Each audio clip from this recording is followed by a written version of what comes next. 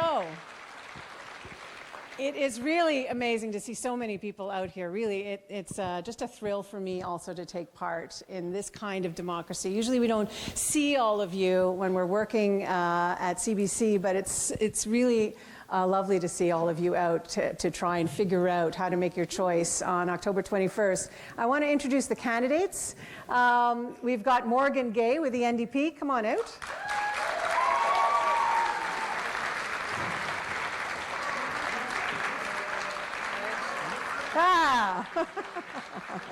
Bring them closer. Okay. And we've got we've also got Larry Waslam with the Communist Party.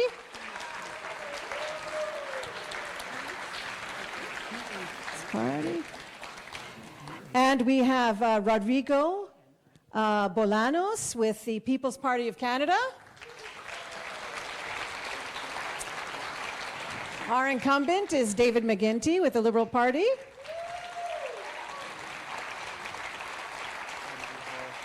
Thanks for doing this. Oh, you're welcome. And Les Schramm is with the Green Party of Canada.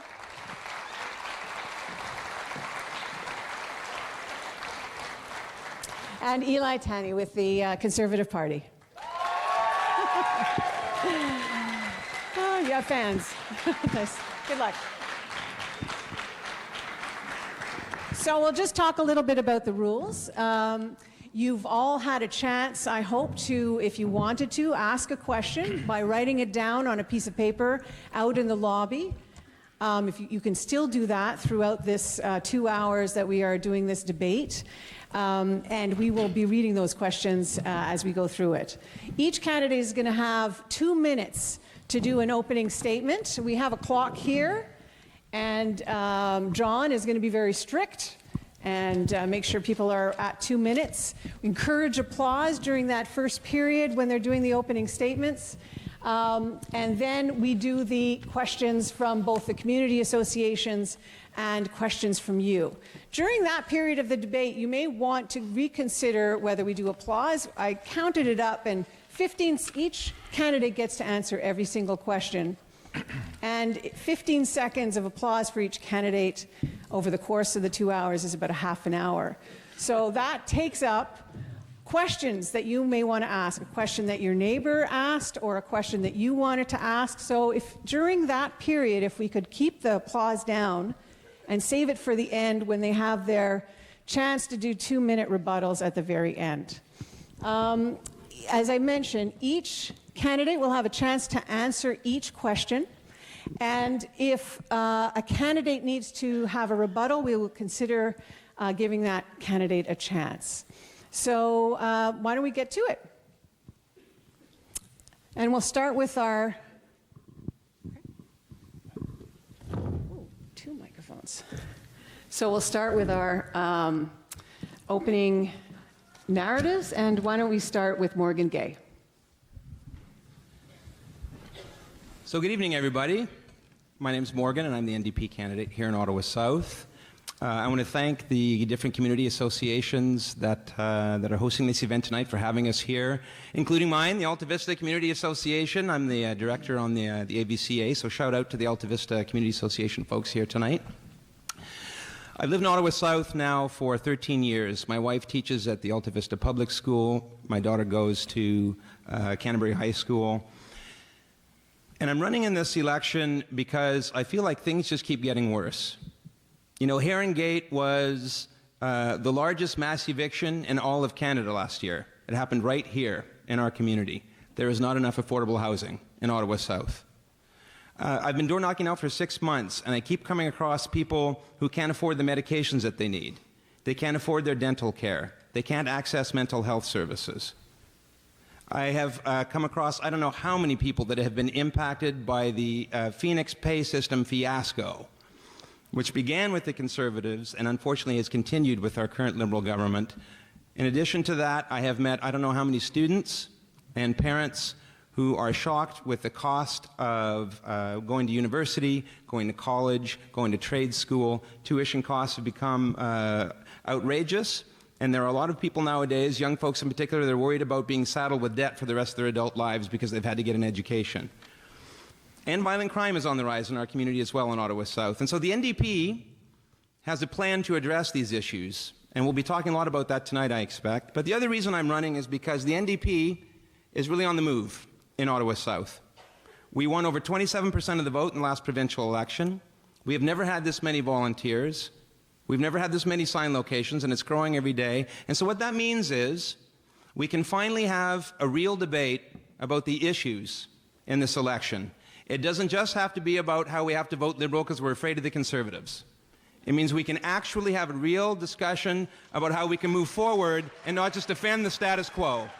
That's why I'm running in this election. Thank you very much. Look forward to the debate.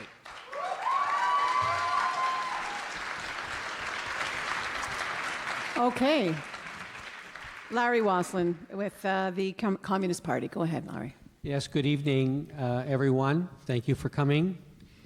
I want to acknowledge that this debate is taking place on unceded, unsurrendered Algonquin and Anishinaabe territory.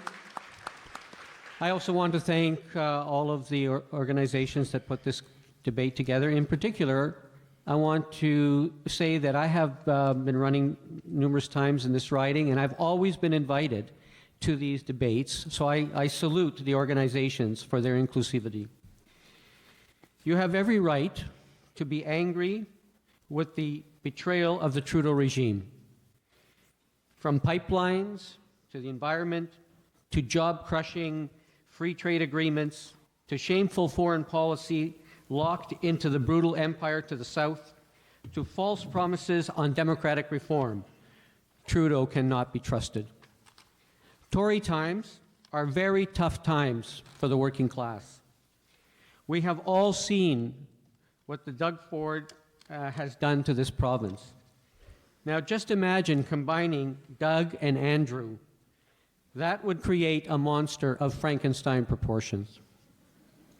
While the NDP and Greens have recently adopted some important long-standing aspects of the Communist platform, such as expanded social services, Pharmacare, Dentacare, state-funded education, they continue to believe that capitalism with a kinder face would be something other than what it is, capitalism. Canada's Revolutionary Party of Socialism remains the only party that will put people and nature before profit. We continue to struggle for your agenda, for a people's agenda. Thank you very much.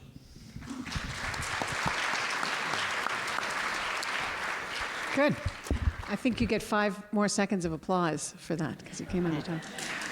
There you go. David McGuinty with the Liberal Party. Well, thank you very much, and good evening, ladies and gentlemen. Bonsoir, Monsieur Dame. It's a great honor to be here with you this evening. Thank you for coming out in such large numbers. It's very encouraging. I have had the incredible privilege of serving as your Member of Parliament for 15 years, and I'm running again because I believe profoundly in public service. I believed in public service when Brigitte and I moved to Africa to work for UNICEF, running vaccination programs and pushing for the ratification of a treaty for the protection of children. I believed in public service when I was rebuilding failed and emerging economies in the former Soviet Union, when I was living and posted in Rome working for an NGO. And I believed in public service ever since then, including my 10 years as the president of Canada's National Roundtable on the Environment and the Economy. And as an environmental lawyer, I remain committed to making much progress on sustainability issues, including climate. There's a lot to talk about this evening. We're going to have a lot of ideas on our platform, which I would encourage you to look at the liberal.ca website. Other parties will as well. I was born and raised in this riding. Brigitte and I have raised our 4 children here, now 4 adult children. I also come from a background where my parents, who had 10 children, taught us that it's very important to live by pretty much a fundamental tenet. You look out for each other. You don't let people slide behind. We can do many things at once. We can look out for our families. We can look out for our seniors, our children, for climate and nature, for our economy, for international trade. Canada is a work in progress. I am very encouraged with the progress we've made in the last 4 years. It isn't perfect. No government's perfect. No leader's perfect. I've had 5 leaders since I've joined the Liberal Party of Canada as your MP, and we're making progress. So I'm looking forward to having a good, honest debate this evening about where we are, where we can go forward, and how I think we can improve things for all of us as we make this country the best country on the face of the earth. Thank you so much.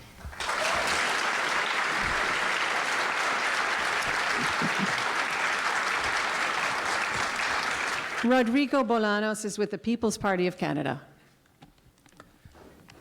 Hello, everyone. Thank you for joining us this evening. Thank you to the hosts hosting the event. My name is Rodrigo Andre Bolaños, or you could call me Rodrigo. I used to be a stickler at how people pronounce my name, but really it doesn't matter. Just like this sign right here, it's not about what it looks like, it's about the message. I am the candidate for the People's Party of Canada, and I'm representing Ottawa South. I'm not only representing Alta Vista, I'm representing Elmvale, I'm representing Hetherington, Herongate, Blossom Park. I'm representing a lot of people that have been forgotten and that are suffering.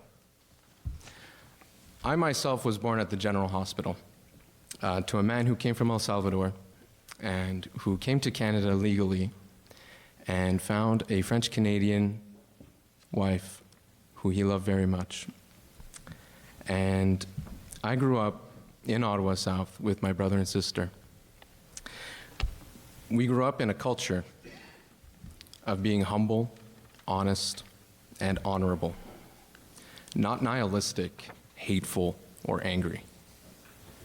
In this world, it's difficult not to think the worst of it.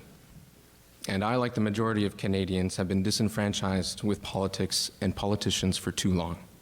I felt, and still feel, that something must be done. I became a part of this nationwide grassroots populist movement, the fastest growing party in Canadian history. And we are standing against the prevalent corruption in Parliament and to do good by our fellow Canadians with the principles of individual freedom, personal responsibility, fairness, and respect. Thank you so much for coming tonight, and I hope we have a lot of fun.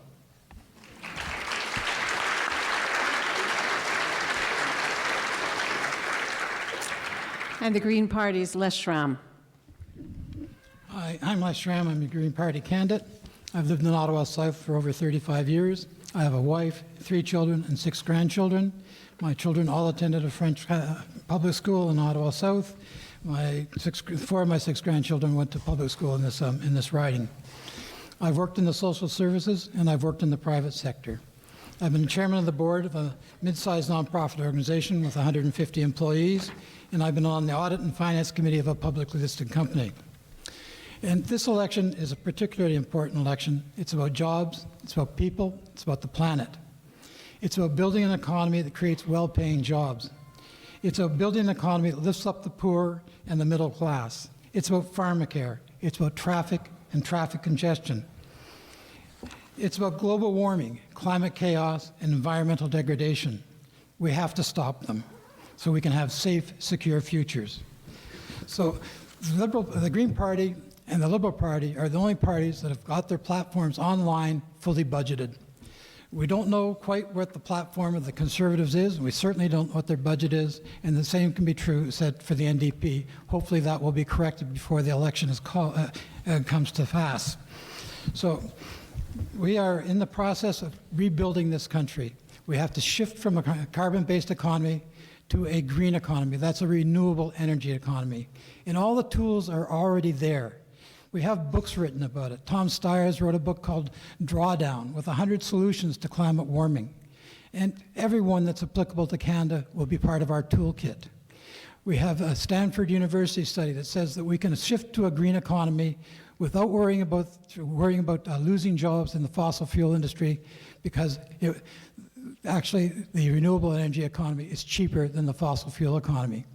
So we can go forward, and we have to go forward, and we have to go fast. That doesn't mean we will cancel fossil fuels immediately. We mean draw them down as we create renewable energy jobs. Thank you.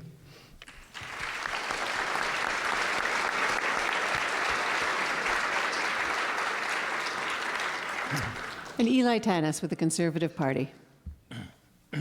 Thank you. Thank you for all coming out tonight, and thank you to the associations for having us here. Ottawa is my home. My father and mother immigrated from Lebanon back in the 1940s and settled in Ottawa West, where I grew up as a youngster. And Canada gave them an opportunity to raise a family in a safe country and start a business. I moved to Ottawa South in my youth, and then when I married with my wife Joyce, we moved to Ottawa East, and we had 4 lovely children, but no grandkids yet. we built our family and my mother, we built the business and moved it to Ottawa South in 1982 and grew the company from 30 employees to 150 today. Over those years, our family also started up the Tanis 21 Foundation, which represents the 21 grandchildren my mother had over those years, and we raised money for hospitals and several charities in the Ottawa area and Ottawa South. I served as president of the Ottawa South Business Association for many years, worked with Diane Deans on that, and we all hope Diane is doing well after a recent illness. And when we moved to the Ottawa Hawthorne Business Park, the park was like 50% vacant. And now it's completely full. And that's thanks to the infrastructure that the city laid out and invited businesses. I want to bring my experience, vision, and commitment that I learned in the past 42 years in the business and in the community. I want to represent the residents of Ottawa South. I welcome the challenge of public life, and I promise to deliver on my commitment with honor and integrity.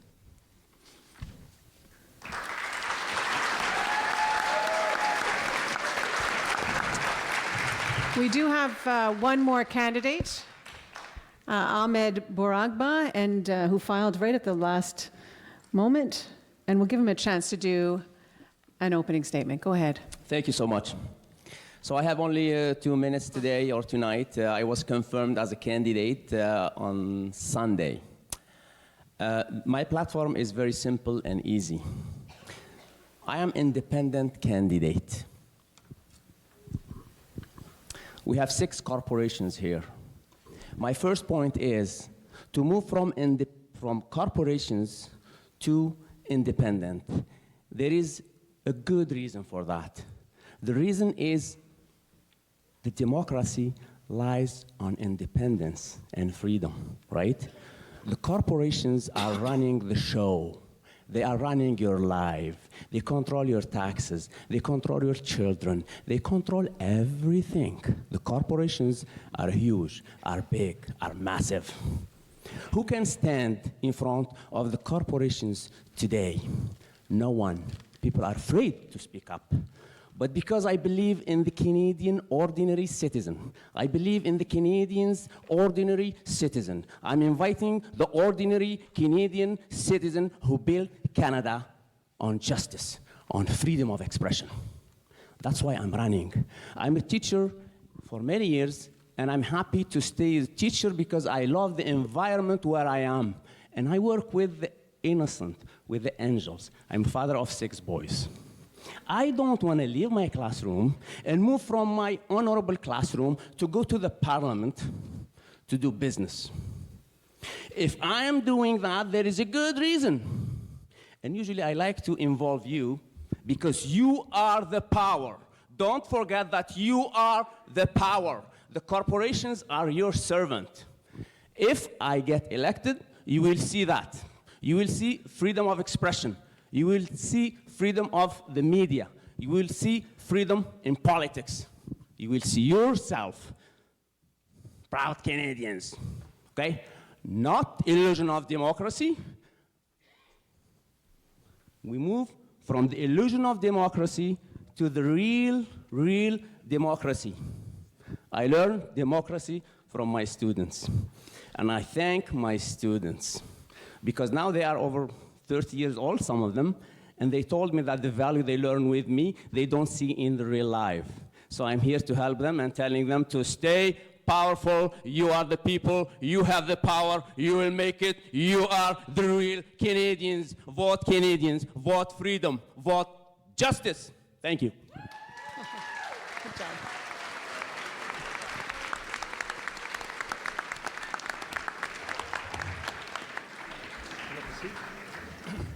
Shouldn't he pull up a seat?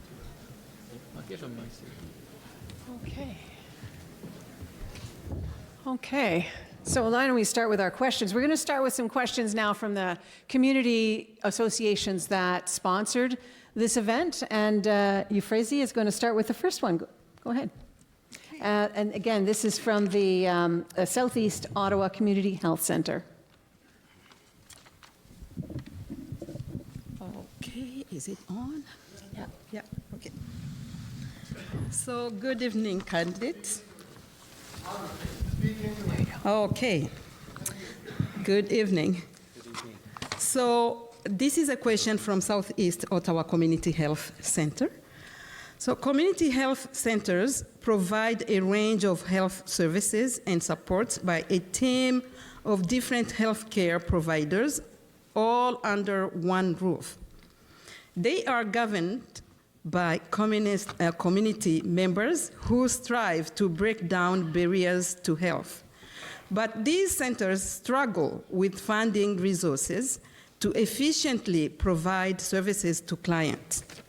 Yet, we know that services and programs focused on housing, employment, healthy foods, and other day-to-day needs reduce social causes of illness. And the question is, if your party becomes the next government, what will you do to fund and strengthen the community health care? So the question is to all of you. Thank you. And why don't we start starting with Eli first this time? Thank you.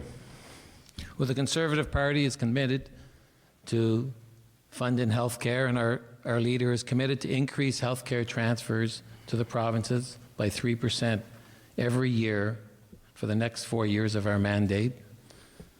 We've also announced the increase of $1.5 billion for CT scans and MRI machines that will help reduce wait times. And as the MP for the ride-in, I will push for extra funding for your help, for your services that are required by the residents of Ottawa South. And Les. We are going to increase funding through the Health Accord for an extra $656 million, $1 million per year for health transfers, and they're going to be escalated by 5.2% per year.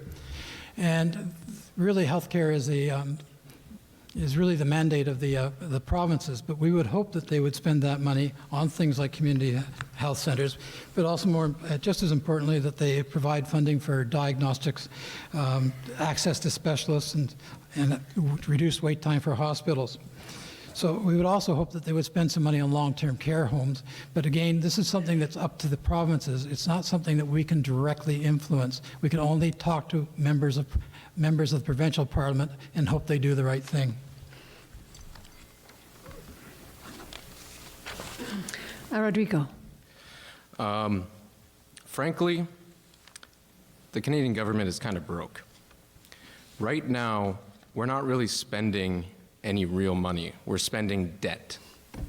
Right now, we're increasing our debt manifold, and as well as our deficit. And if I gotta be just very blunt again, our deficit is our taxes of tomorrow.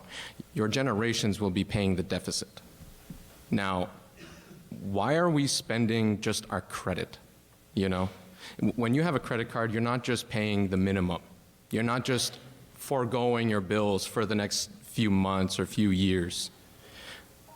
That's gonna get you nowhere, and that's getting Canada nowhere. So what we're gonna do is we are gonna leave it up to the provinces, but we are going to change the Canada Health Transfer from cash payments into direct tax credits. That way, the provincial governments can do what they need to do and be responsible for it. David. Thank you for the question. I've had the privilege of working with Southeast Ottawa, OCISO, the Somali Family Centre, for many years now. A couple of things that we are doing and have been doing over the last couple of years. We have struck new agreements with the provinces and territories on, for example, home care and mental health care. We've undertaken the most comprehensive review ever of drug pricing in Canada through the Patented Medicines Drug Review Board, and we're lowering costs for pharmaceuticals. That will save us, according to the PBO, about $13 billion a year. We're investing $500 million a year towards the creation of a rare disease drug strategy for those families who are stuck paying inordinately high costs for drugs for rare diseases. And we're moving forward on a whole series of issues for stronger Medicare, a public health care system. We'll talk more about that, I'm sure, as the evening goes through, but I want to talk more as well about our commitment to family doctors, primary health care teams, new national standards for access to mental health services. And finally, just recently, I had the privilege of being over at CHEO, helping launch the Navigator project, a $6 million project to reach out to our newest Canadian neighbors on the healthcare front. Thank you. Okay, and Larry. Well, thank you very much for that question. It's a very good one. I would say, first of all, that prevention is the #1 priority in healthcare. Prevention is the key, and community health centers are where this prevention takes place. So it's very important that we understand the critical role that these centers play.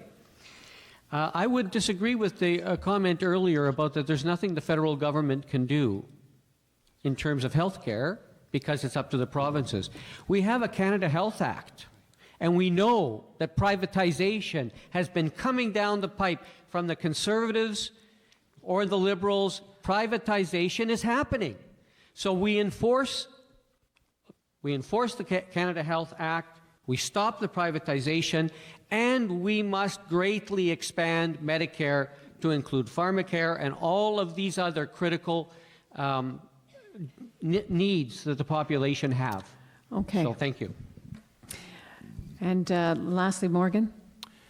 So, our healthcare system is under tremendous pressure, and the community health centers do great work.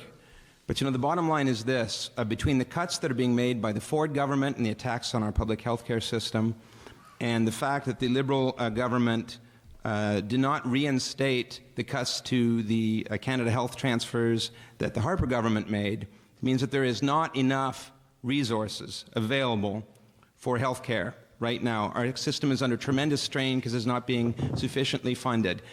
The NDP believes in this election that we need to greatly expand our healthcare plan. Pharmacare should not be something that happens 20 years from now or 10 years from now. We want it to happen next year, and we have a plan to make it happen. Same is also true with respect to access to vision care, mental health services, and dental care. We want to realize Tommy Douglas's vision of head-to-toe health care that's universal for all Canadians. That's our plan. And the community health services will play an integral role in that process, but we need to fund health care, we need to expand it, and we don't need any more cuts, and we need to reinstate that money that was removed previously. So that's what we would do with health care. David McGuinty, we'll give you 30 seconds just to address the issue on transfers. It's interesting. That's new information to me.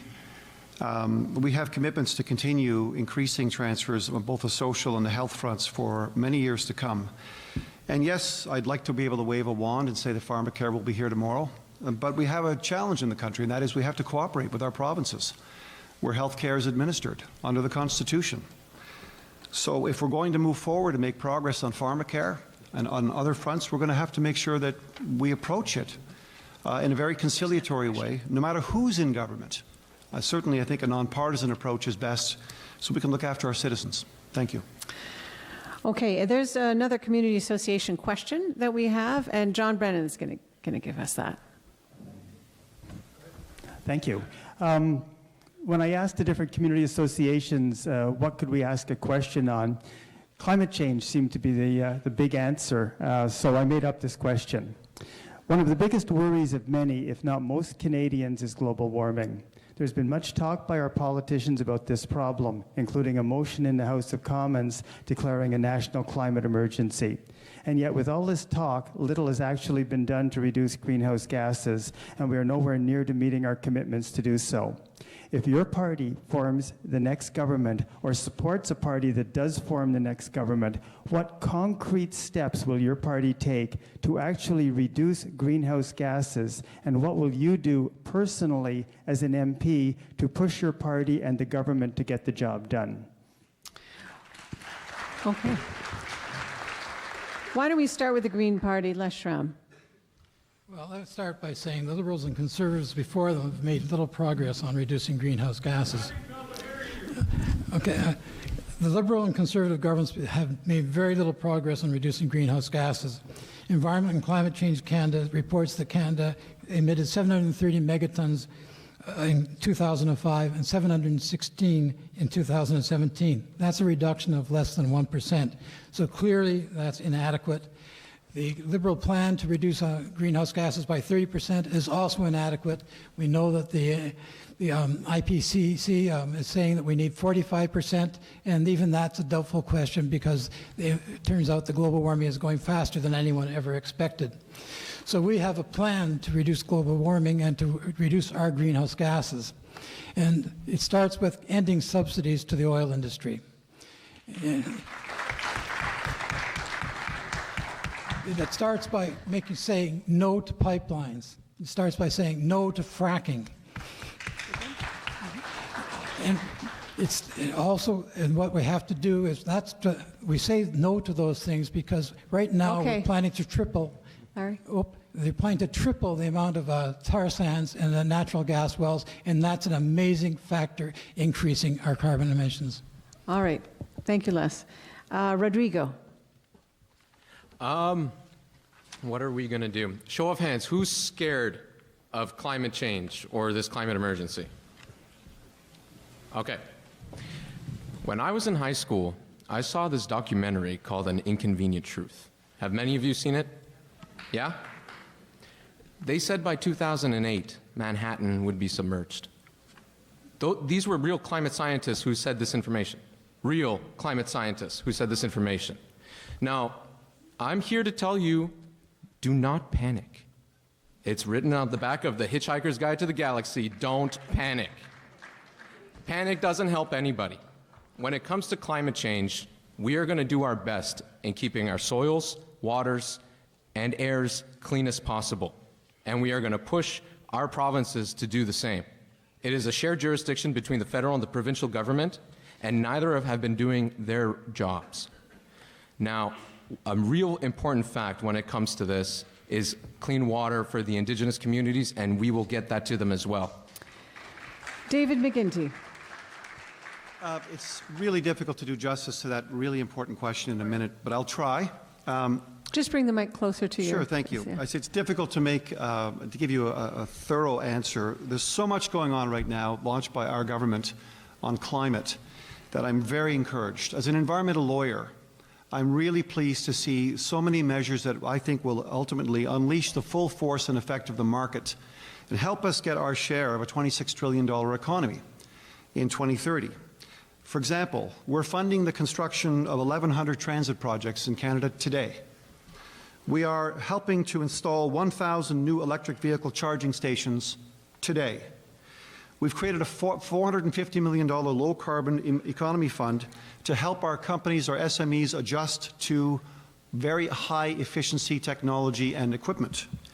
We've allowed companies to write off new clean energy equipment now immediately to be able to incent these kinds of moves. And finally, one of the most powerful measures we've announced in our platform, we're going to allow companies that are going to create net zero technologies to lower the corporate taxes by 50%. We think this is going to unleash a lot of investments in Canada, and we're already ranked #1 in the world for innovation in clean tech.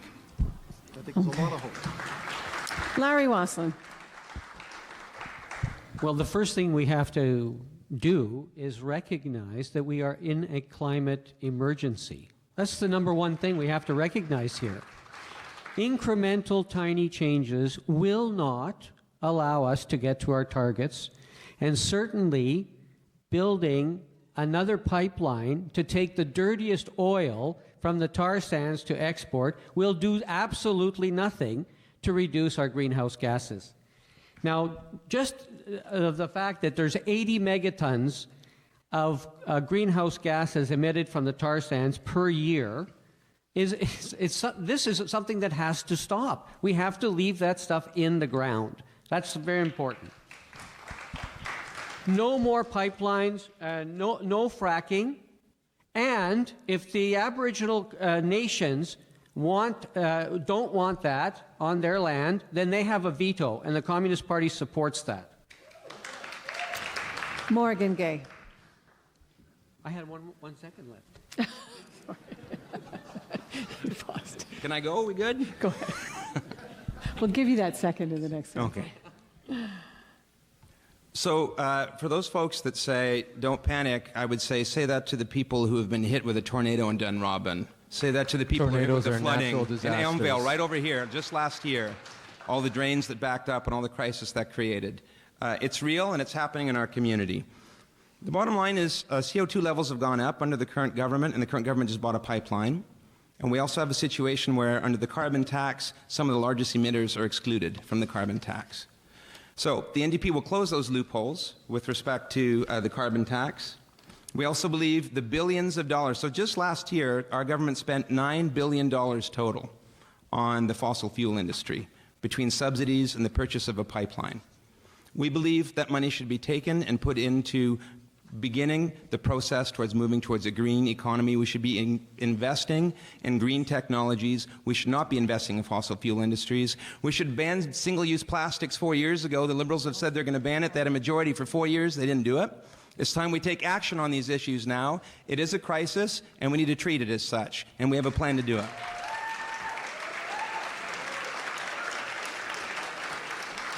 Eli. Human influence on climate is clear and real.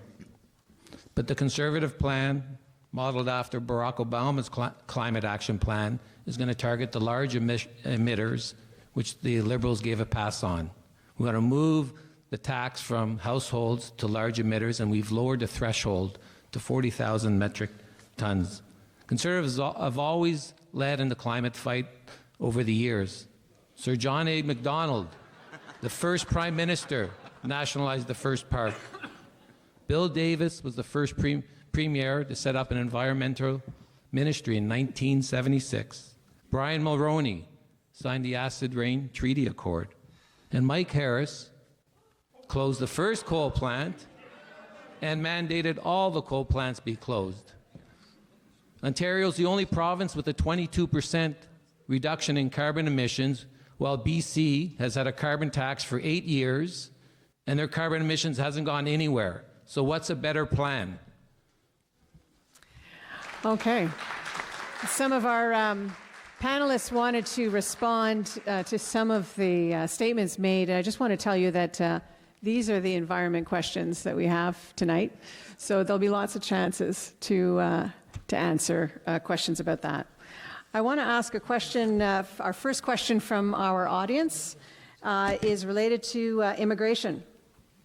This is from John. He's asking, I would like you to explain your party's approach to immigration. And why don't we start with Rodrigo, you're first. Could you repeat the question again, please? The question is, I would like you to explain your party's approach to immigration. Immigration. How many of you can afford 3 extra kids right now? 1. Right now, we've already accumulated about 320,000 migrants. Some of them the right way, some of them the wrong way. Some of them are taking advantage of a loophole in our law system. Oh, no, but unfortunately, they're not responsible and they're bringing their kids here that way.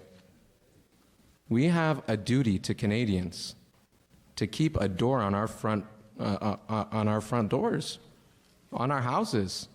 It doesn't make sense not to. And so we are going to reduce the immigration rate.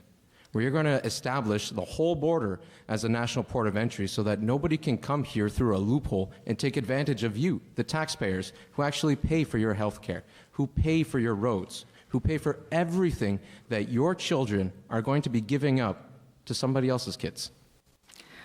David McGinty. Every study ever undertaken about immigration in Canada indicates that immigrants give way, way more back to this beautiful country than they ever take. I completely reject that notion. Every study.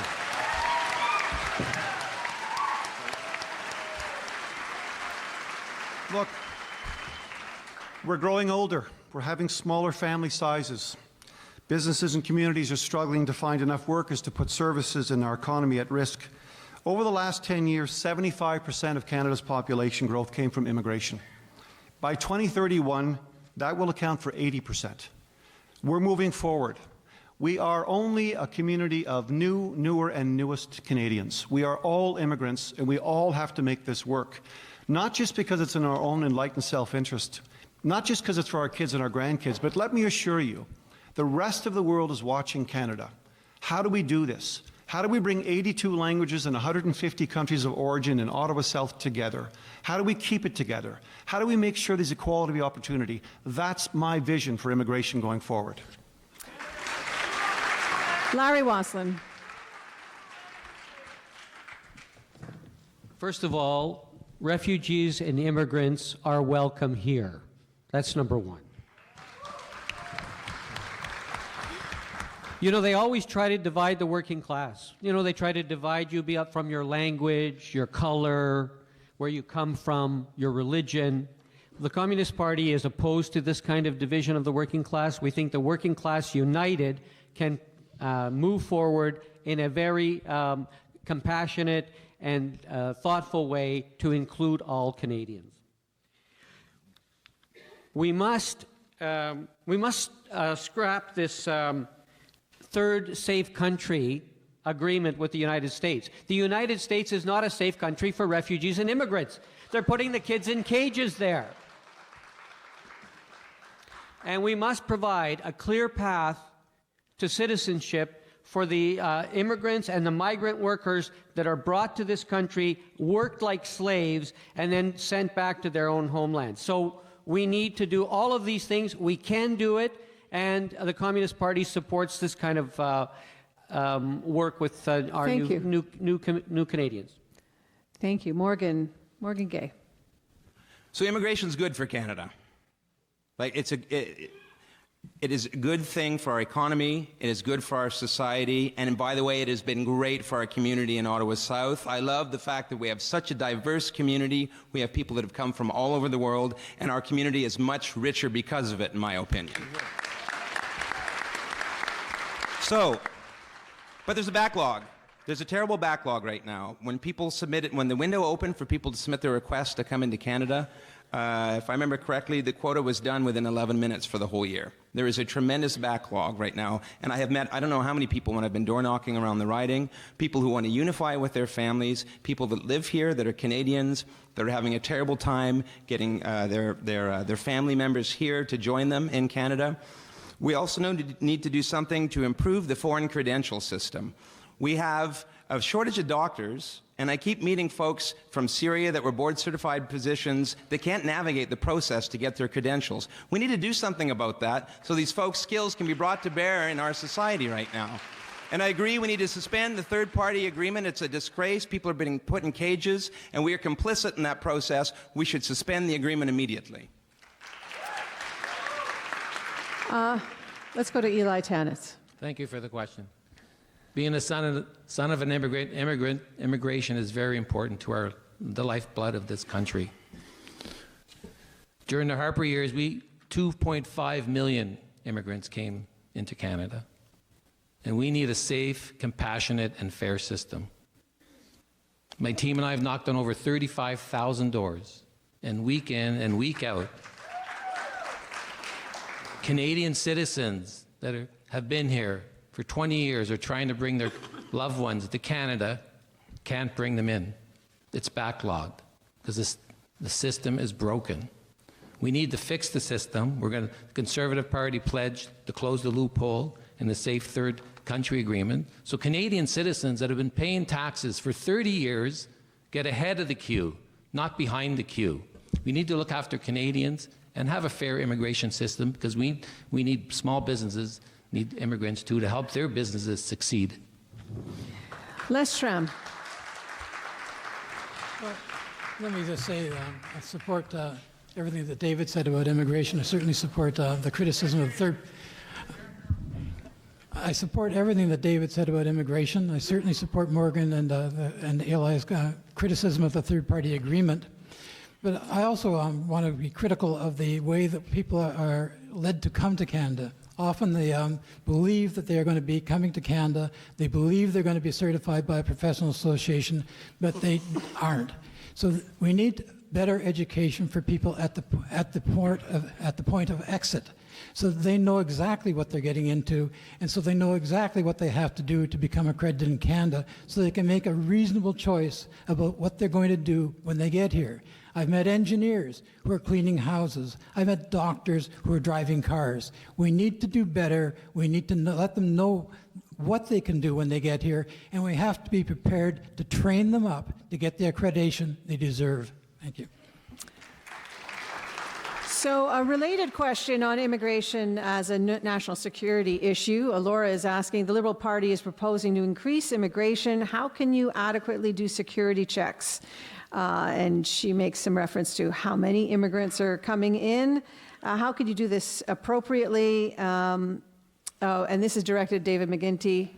What is your response to that? We have growing immigration levels, 350,000 people by 2021. I believe we're in 4th place worldwide on a per capita basis. And the reason why we are doing such a good job with our immigration system is because we have outstanding individuals who work for the Canada Border and Services Agencies. We have thousands of frontline officers who are highly trained, very professional, in a very complicated system, enforcing and interpreting over 90 different laws. And I have every confidence in our immigration system. It's not perfect. No immigration system I've ever seen is perfect, and I had the privilege of working as an immigration officer when I put myself through law school. 25 hours a week at the Ottawa International Airport. I learned a lot through that experience.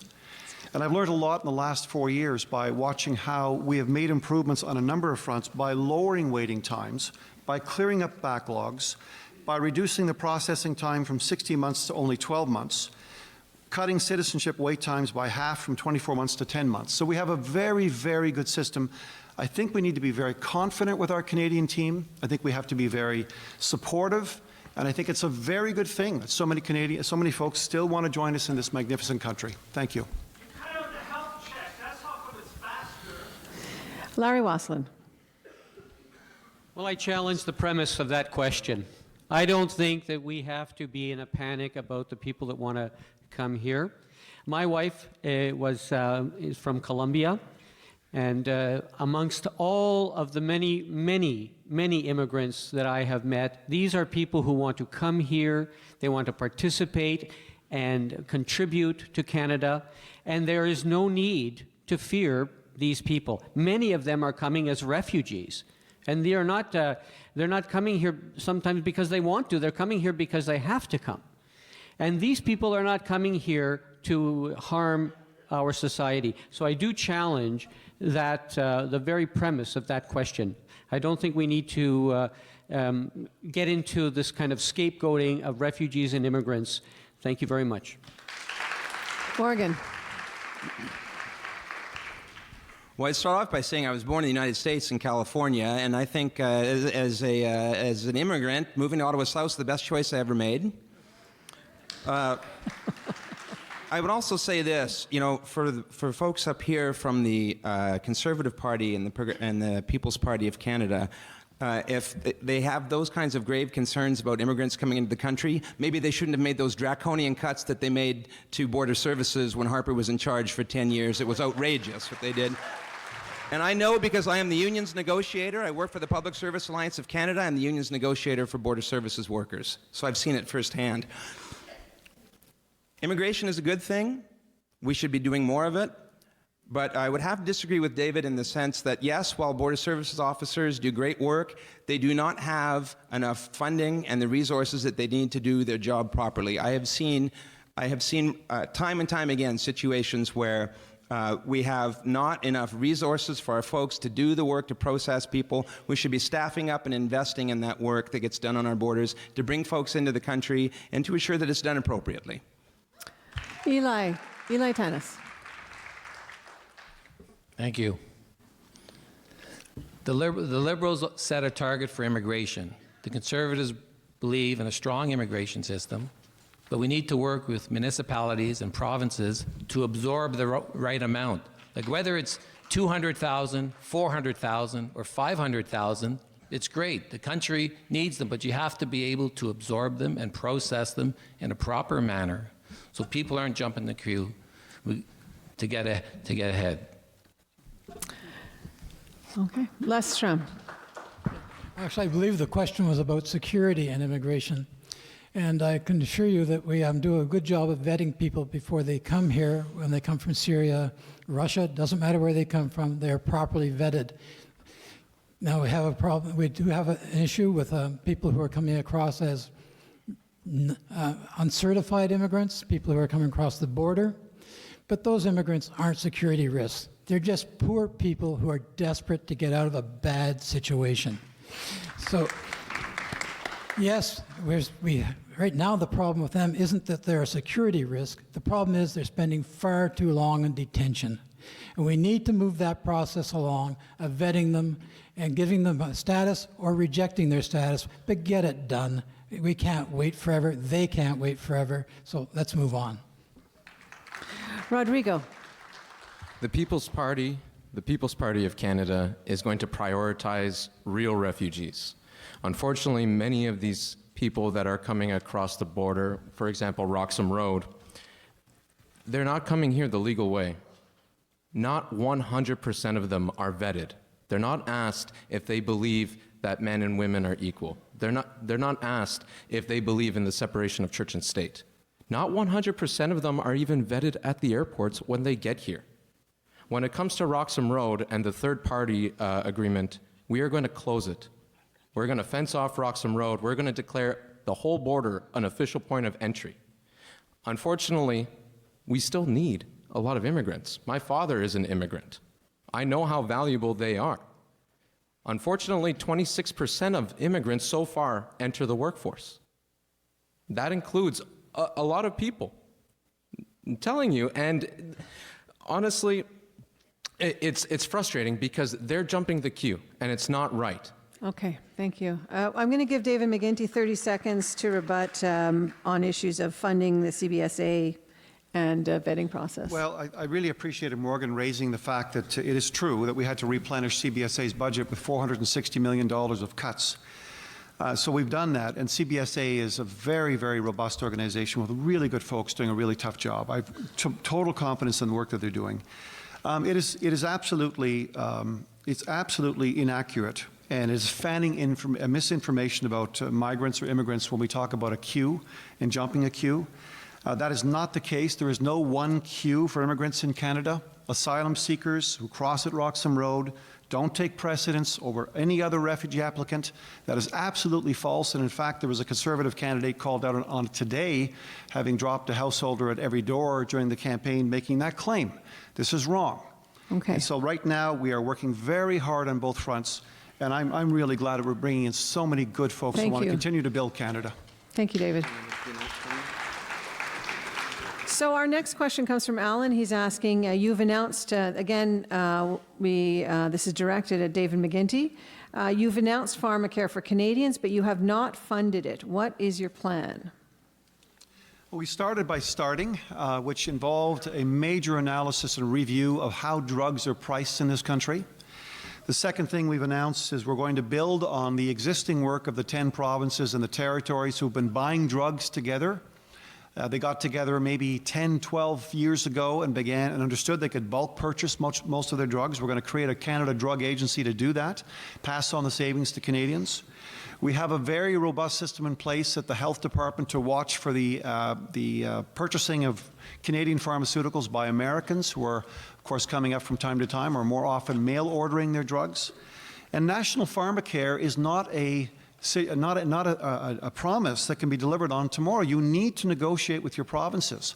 We need to work together to do this on behalf of all of our people right across all of these provincial jurisdictions. It's just the way the Constitution was written. We may not like it, but it is.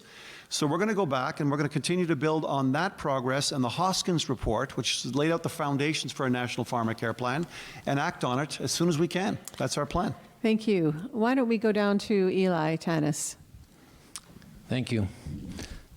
The Conservatives don't have a plan announced for national pharmacare. The fact of the matter is 98% of Canadians are part of a private plan.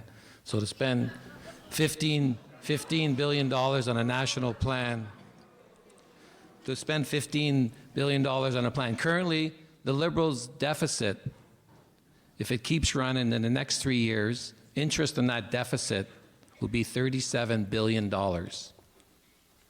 And the health care transfer payments to the provinces is $37 billion. So the Liberals want to spend more money on interest to pay for their excessive spending. We need to control deficit spending so we could spend more money on health care.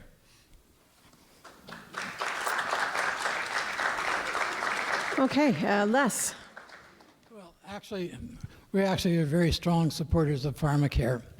And we know that it's going to cost about $27 billion to get a properly funded Pharmacare system. But we also know that we will have to negotiate with the provinces. And we recognize that some provinces may be very reluctant because of ideological reasons. They may say, we don't want government expansion. And we know that the insurance companies will resist it because they are making profits off health pharmacare right now through private employer plans and individual plans. Nevertheless, it really must be done. I've said the cost would be $27 billion, but there's actually $10 billion already being spent by the provinces, so the cost would be less. But our budget actually accounts for that. We can afford it. Canadians can afford Pharmacare now. We don't have to have 100 different entities, and it's literally 100 different entities administering healthcare plans right now. It'd be nice to get it down to the provinces, the territories, the Indigenous people, and the Métis, 13 people. Let's get the administration costs down. Let's get drug costs down. Let's do it now. Thank you, Les. Rodrigo. The only way to do all of that, to do any of these ideas that my colleagues here are putting forward, is to tax you more. There is no other way. And right now, we don't have the money. We don't have the money to do it. The People's Party is the only party with the plan to get us back on track. When it comes to healthcare, as my colleagues have said, it is a shared jurisdiction. And we want to put pressure on our provinces. But if you, the constituency, want me personally as your MP to do something about it, about any issue, write to me. I will write a private member's bill for you once in office. That is my promise to you. Anything that you do, anything that you want to see happen, questions asked, even if they're the tough questions, I'll ask them. Because I'm representing you, all of Ottawa South, from train yards all the way down to the airport, from the river all the way to the industrial section. Larry. Well, Pharmacare is essential and it is doable. Just like when Medicare was introduced by the Liberal Party, it took a vulnerable Liberal minority to pass that because of the pressure from the working class and from other political parties to get them to do it. So let's try to get one of these big business parties into a vulnerable situation at the end of this election. And I would just say that as a unionized worker, I worked at the Children's Hospital most of my career and at the General Hospital. I'm one of those people in the private plan. But guess what that costs me every month? That costs me $300 a month.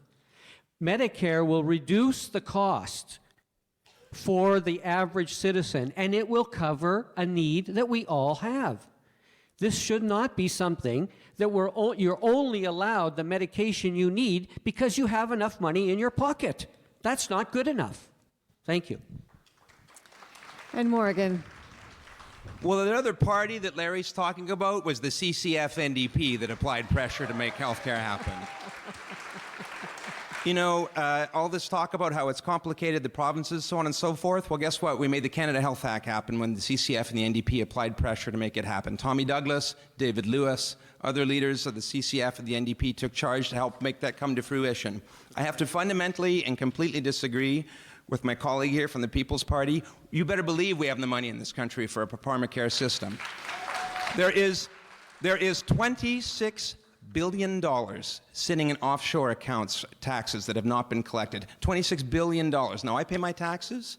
Folks in this room pay their taxes. Maybe it's time the rich start to pay their taxes like the rest of us so we can have a Pharmacare system in this country. The Liberals have been talking about Pharmacare since 1993. We still don't have it.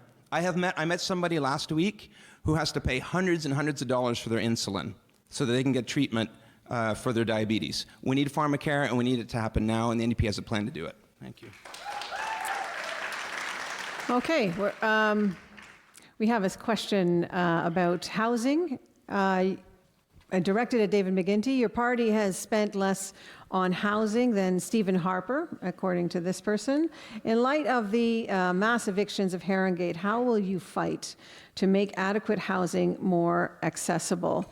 We'll start with David then. Thank you very much. Well, in fact, our government launched Canada's first ever national housing strategy. It's a 10-year plan.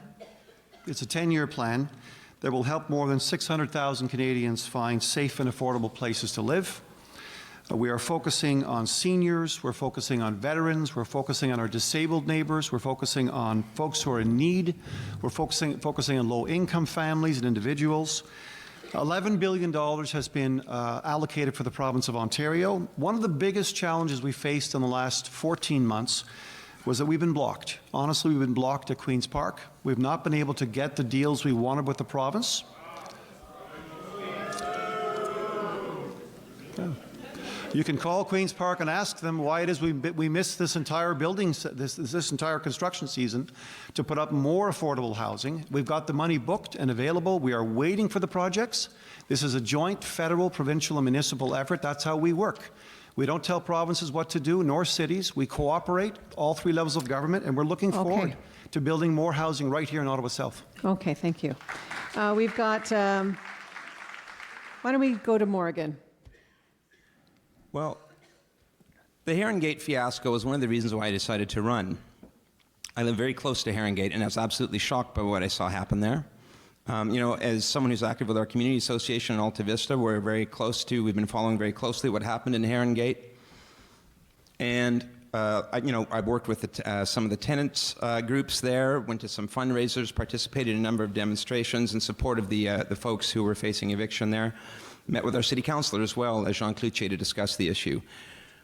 The NDP wants to build 500,000 new affordable housing units over the next 10 years. Both the Conservatives and the Liberals voted against that motion in the House of Commons. And so it is a real crisis in our community. There needs to be housing. We need leadership. And again, one of the reasons why it's not happening is because we are not freeing up the resources to do it. We need to invest the money in these programs so that people can get the housing that they need. And if I'm elected your MP, you better believe that'll be a top priority for me going forward. Larry Wasslin. Well, the biggest challenge in terms of housing and the expenses that are coming out of that is, in fact, the landlord class that is really charging arms and legs for people to live in their apartments. The second biggest challenge is the fact that the federal government has really abandoned housing to the private corporations and private developers. And you see what happens when the private developers go in, like Timber Creek, and they destroy communities to put up $500,000 condos. So really, we need a government that will put people's needs ahead of corporate greed. We need the federal government to get into the housing market. The Communist Party is a little bit more ambitious. We're calling for 1 million homes to be built over the next 4 years. That will put millions of people to work. It will put millions of people to work. It'll bring down the cost of housing, and it will ensure that What we believe is that housing is a human right and everyone should have a place to live. Thank you. Thank you, Larry. Rodrigo.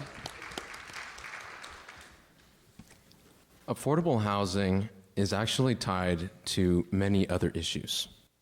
All of them tie together with one simple phrase: supply and demand. Unfortunately, there's also something called quality. I've lived in many of these affordable housing units. They're infested with cockroaches. They've got deadly mold that kills young children. And yes, there is a lot of crime. There's human trafficking. There's drugs on the streets. This is everywhere.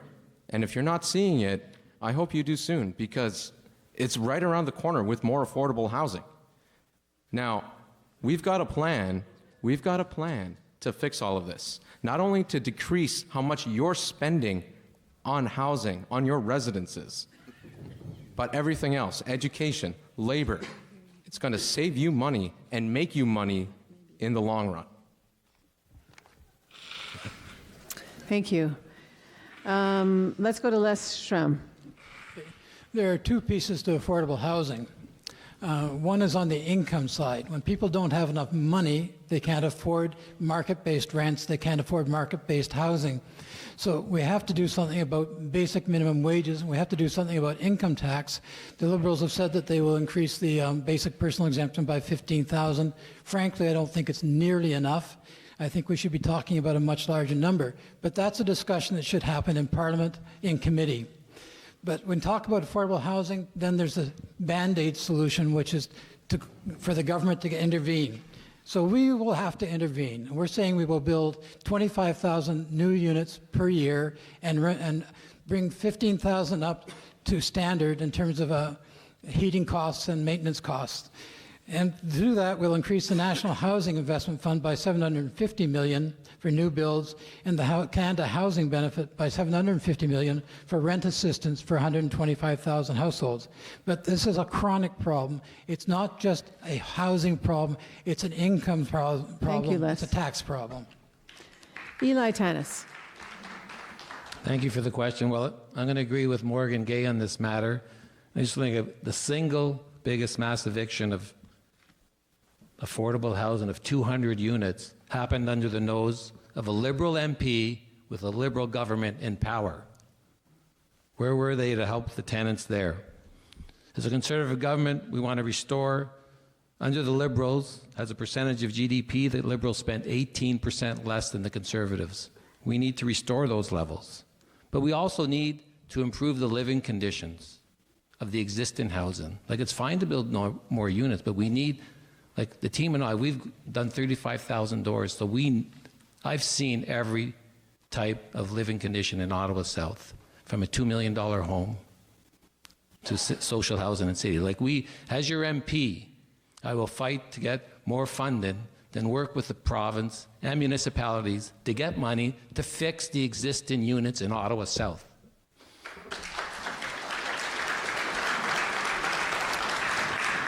Okay. Ottawa MPs, this is from Alexandra. She asks, Ottawa MPs have a special privilege that many MPs across the country do not have, the opportunity to live and be present in their home communities while going to work in Parliament. What is your plan to take advantage of this privilege, to remain open, accessible, and involved with your constituents year-round and not just during campaign season? Please be specific. Why don't we start, we haven't started yet with Larry, so why don't we start with you? Well, thank you very much. The one thing that I am doing all the time is going door to door and meeting people from Ottawa South. In fact, we have worked sometimes even with Morgan here in terms of our solidarity with the people from Heron Gate. We were there numerous times together. And one thing is I am extremely visible and committed to working towards some of these very critical problems that we're facing here in Ottawa South. So I won't be hiding in an ivory tower if I'm elected, that's for sure. Thank you. David.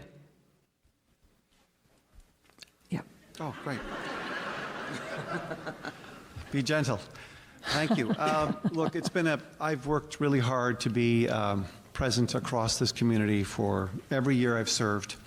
From attending every one of the 18 graduations in grade 8 and grade 12 every month of June for 15 years in a row, to working with all 12 of our community associations on really specific projects, to being involved in healthcare funding applications, research funding applications, community association applications, small business grants, innovation investments.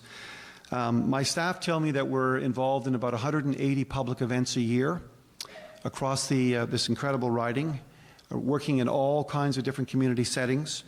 I'm also really pleased with some of the things that we're doing to help some of our most vulnerable. We've got 21,300 kids in this riding now getting the child care benefit. I'm extremely proud of those investments. I see it lifting many kids out of poverty, many families seeing more hope, more opportunity. So I'm going to continue, if I get the privilege and the honor to continue serving, I'll continue with the hard work I've been trying to do for you Rodrigo. for the last 15 years. Thank you very much. Thank you. Rodrigo. I'm going to make it my sole duty to be your member of parliament.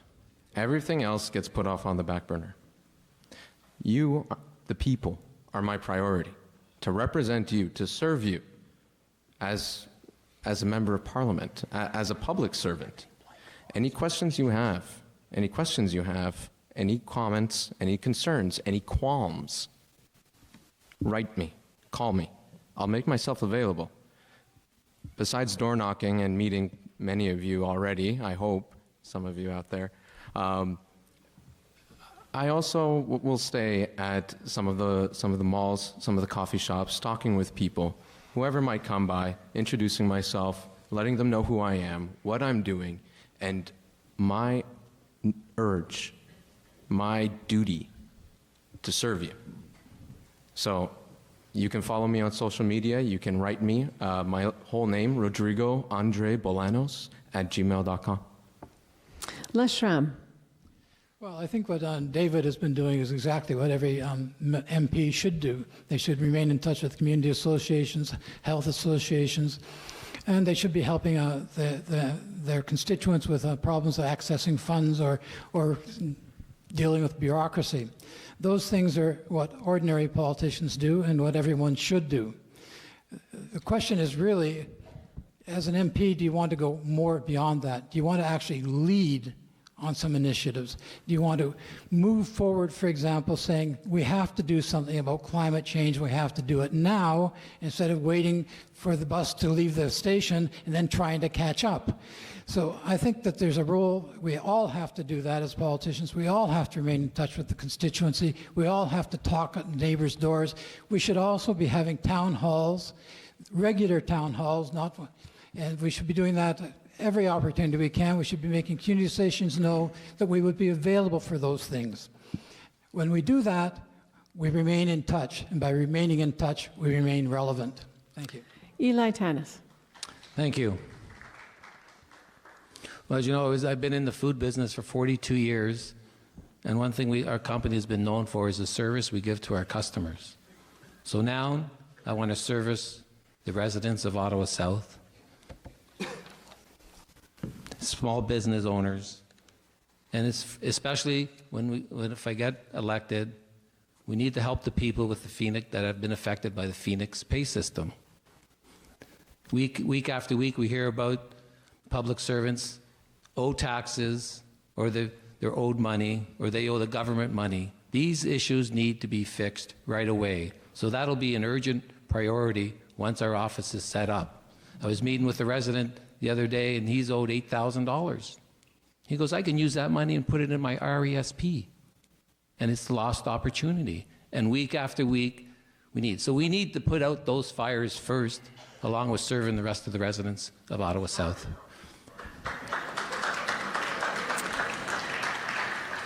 How will candidates, this is from Ali, how will candidates, oh, I'm sorry, Morgan. I'm sorry. No problem. Well, on the Phoenix thing, I'd be remiss if I didn't point out that it was the Conservative Party of Canada that introduced Phoenix to begin with back in the day. Well, it's coming. So, to answer the question, you know, I've been an activist the 13 years I've been living in our community, whether it's on our community association, on the Billings Estate Historical Site Consultation Board, even coaching my daughter's T-ball team for several years in Canterbury. I founded a group along with a number of other folks, a group called Pacify Canadians for Peace and Nuclear Disarmament. I also work in the labor movement, and as a negotiator, I work hard fighting day in and day out to make life better for members of the union, to make workplaces better.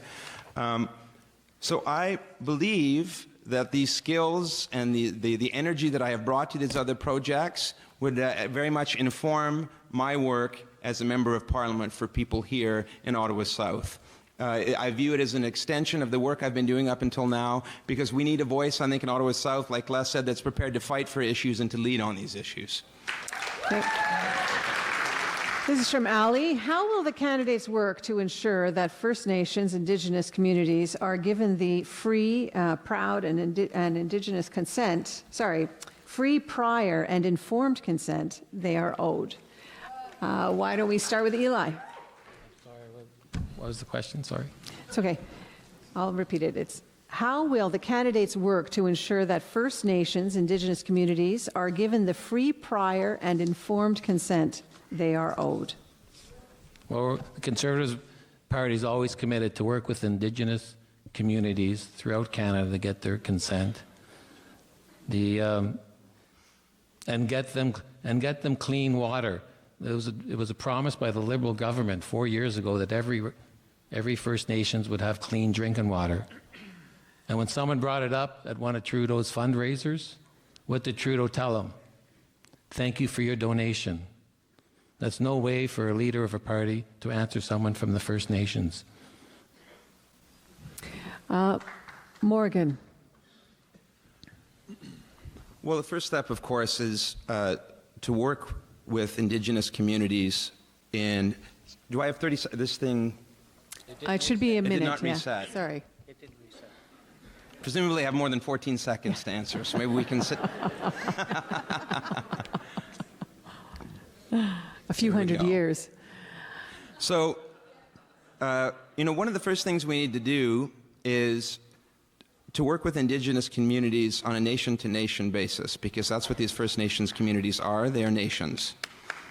And we need to use the United Nations Declaration on the Rights of Indigenous Peoples as a model for us to follow. We have not been following that. Under the current government, it's gotten to the point where the Human Rights Tribunal has had to order the government to equally fund Indigenous children 7 times since 2016. So we have a lot of problems in our country, and in terms of working with First Nations communities, Inuit and Métis. And I will say this: it is such a national disgrace that we can't sort out this problem with respect to murdered and missing Indigenous women and girls.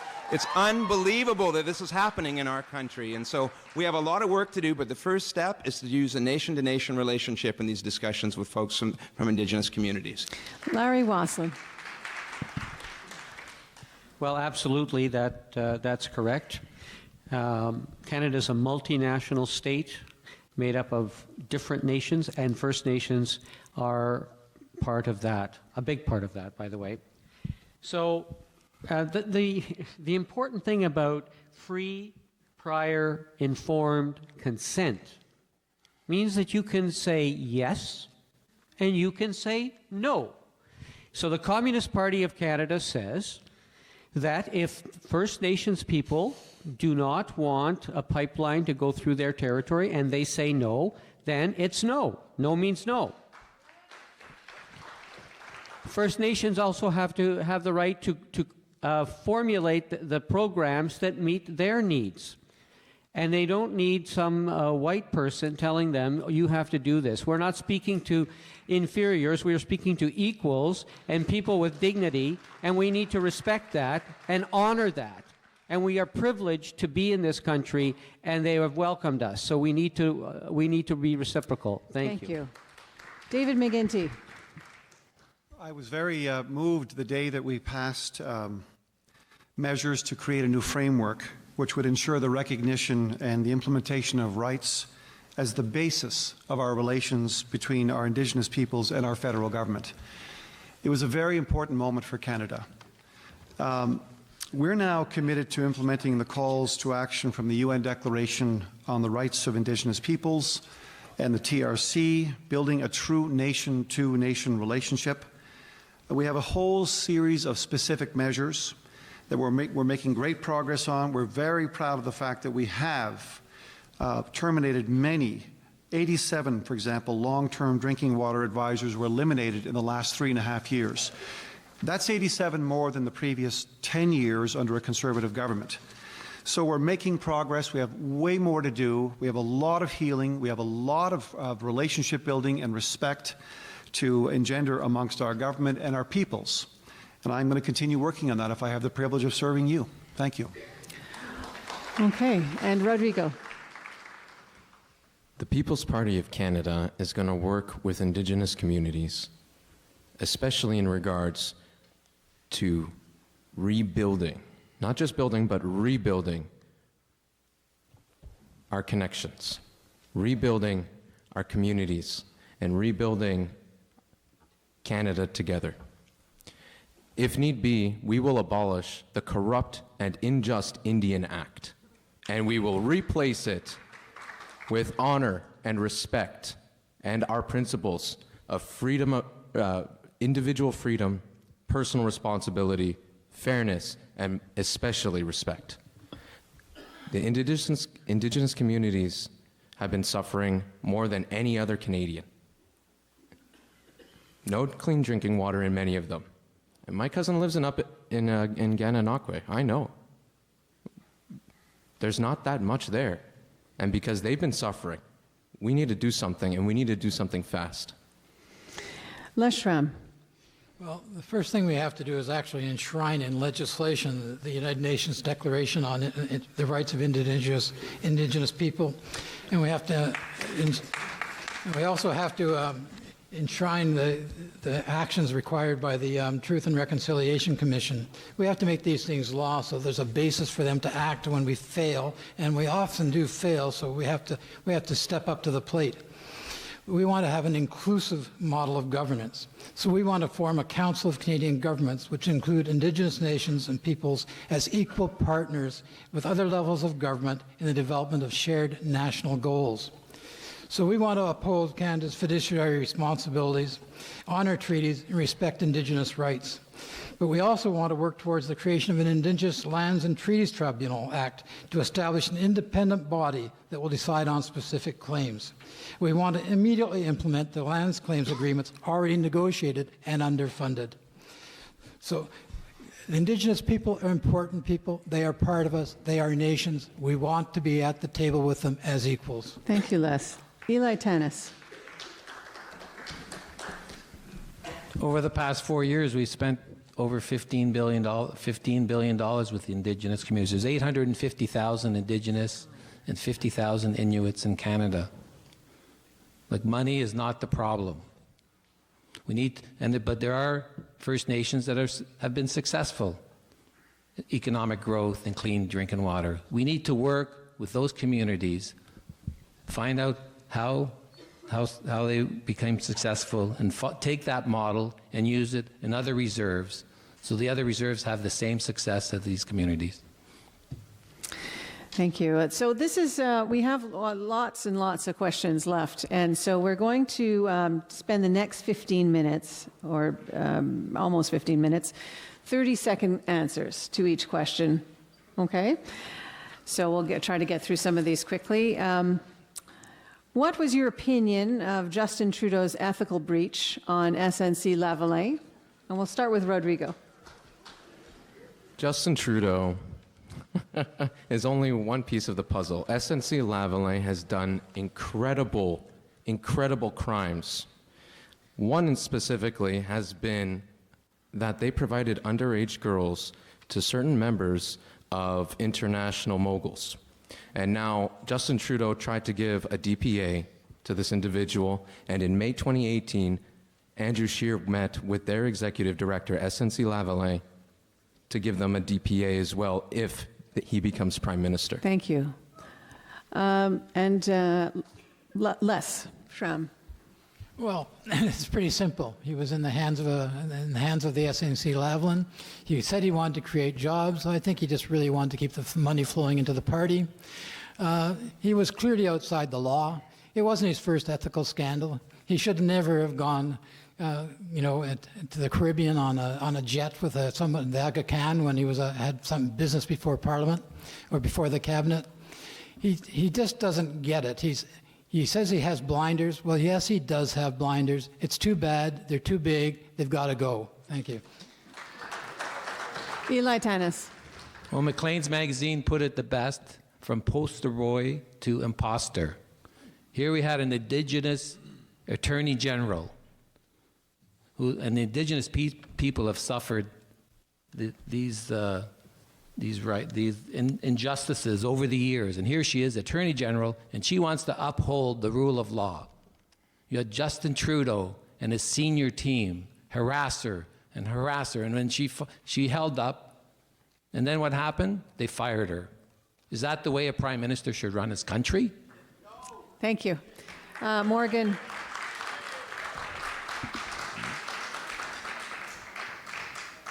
So I think the SNC-Lavalin situation is really just a symptom of a much deeper problem in our country. It's like a manifestation of something that runs much deeper, I think, in Canada, because this is how Canada works right now. If you're rich and you're powerful, or you're a large corporation, be it SNC-Lavalin, be it Timber Creek, in the case of Haringate, you basically get to do what you want and you're above the law.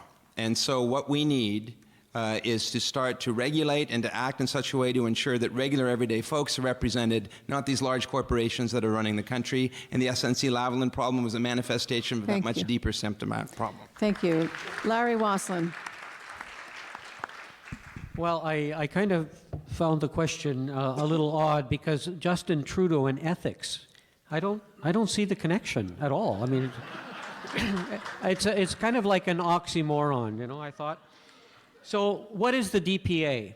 It's a get-out-of-jail-free card for the corporate friends of both the Liberal and Conservative parties. That's what it is. You donate to their campaigns, you get out of jail free no matter what you do. Okay? So the big business parties are in the pocket of the 1% and the corporate ruling class, and they do these things for their friends. That's what it is. It has to change. David McGuinty. I think the SNC-Lavalin situation was very unfortunate. I think that matters may have devolved into interpersonal differences between colleagues and their staffs. I'm not prepared to cast aspersions on Mr. Scheer or Mr. Singh or Mr. Trudeau. I think we should be very careful in making those kinds of comments.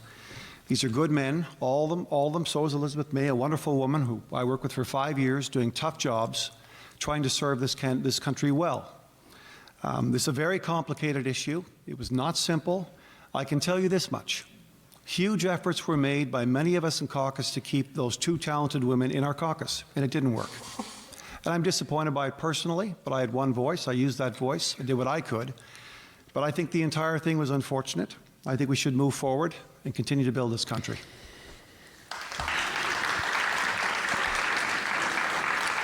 Okay. What are two things, 30 seconds, what are two things you would do as a member of parliament if your party does not form government? Why don't we start with Les Schramm? Could you repeat the question? What two things would you do if you do not form government as the MP? If we did not form government as the MP, well, first of all, we'd have a red line if we were in a minority government. We would say that if you don't buy into our climate change plan, we're not going to give you any support. If it's not a minority situation as the MP, I would continuously advocate for stronger action on global warming, climate action. I would continuously advocate for reform of the Income Tax Act. I would continuously advocate for Pharmacare. There's just an endless number of things I would continue to advocate for because the current government hasn't done all it needs to do. Thank you. Eli Tanis. Does that mean I got elected? No, I'd represent. That would mean the Trudeau, the Liberals or the NDP or the Green Party or et cetera got into power instead of you. No, thank you. I would represent the residents of Ottawa South and deal with their issues and bring them with me to the House, whether it's crime, fiscal responsibility, environment. We do the best we can. Okay. And Morgan. Myself? Oh, sorry, sorry. Rodrigo. Oh, sorry. I wasn't sure. I wasn't sure. No, who you were I think pointing I was to. coming around this way to Morgan. Oh, for sure. Okay. By all means. Go ahead. Well, frankly, I would continue to do what I'm doing now, which is fight for housing for our community, fight for people to get their basic needs met because it's not happening now in our community. You know, work hard to do what we can to try and make life better for folks here in Ottawa South. That's the campaign we're leading now, and that's if we are successful in being elected, if it's not an NDP government and I'm an MP in the House of Commons, we'll be fighting for housing, fighting for benefits, fighting for a ban on handguns in our community. That's something that's very important to me and folks in my campaign. We will continue those efforts going forward on behalf of our constituents. Okay, Larry. Well, this is a good question for us because we're not going to be the next government.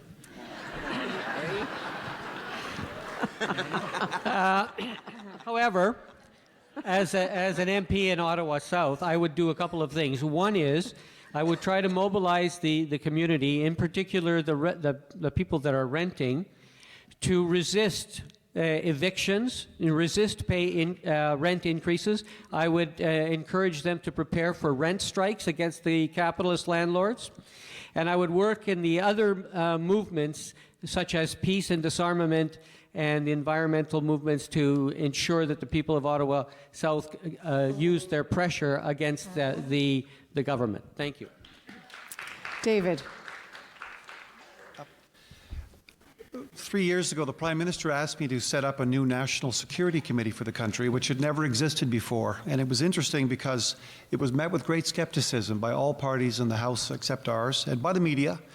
You'd never be able to work together, they said. All parties, both the House of Commons and the Senate, you'd never be able to leave your partisanship at the door. And we did. And we built a team of Conservatives, NDP, Independents, Senators, and MPs, and we delivered 3 foundational reports on national security. If we can do that for national security, I'd like to do that for natural security going forward. I think we need a nonpartisan approach to the environment and climate change so we can transcend any one government and make progress on behalf of our people. That's what I would do.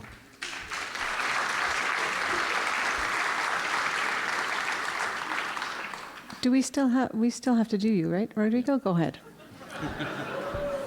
Thank you so much, Manda. I know how it feels, Rodrigo. I've been there, man. Terrible. What would I do as your MP? I'd be listening to you and representing you to the best of my abilities.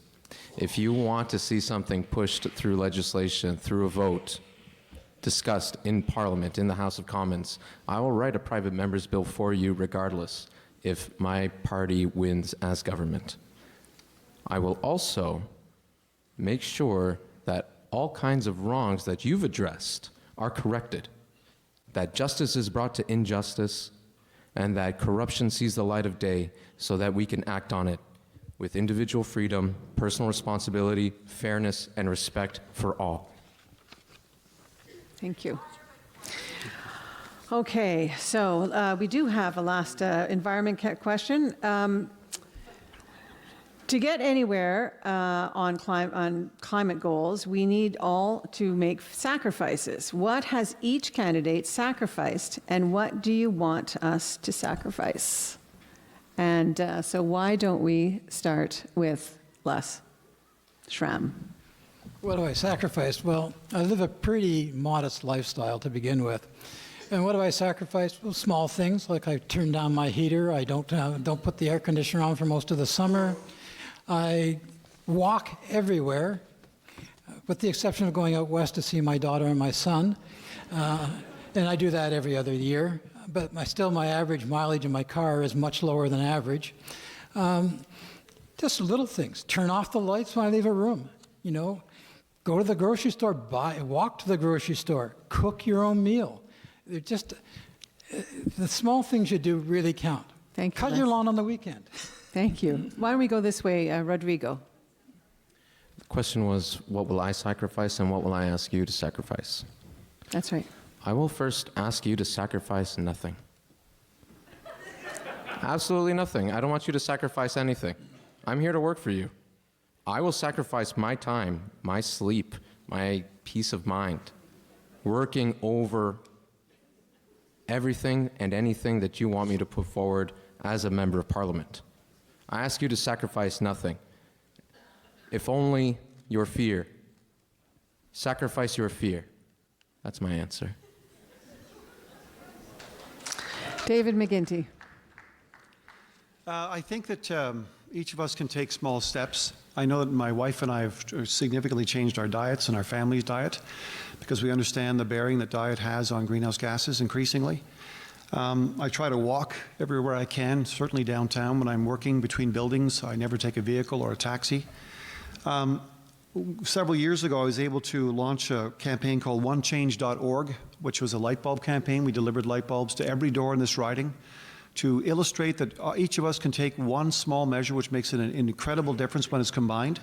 So I think that we're going to have to come together. There are a lot of incredible shrink-wrap technologies and opportunities for us going forward to actually achieve our reduction targets. I think we can get there. Larry. Well, as a pensioner on a very limited income, I'm forced to make those sacrifices, whether I want to make them or I don't. But really, the people that we need to make sacrifice here are the big polluters. That's what we need. It's the oil companies. It's the tar sands people. These are the ones that have to make the sacrifices. All right? It's not me shutting off a light bulb that's going to drop 80 tons of greenhouse gases to meet our climate change. Thank you, Larry. Morgan.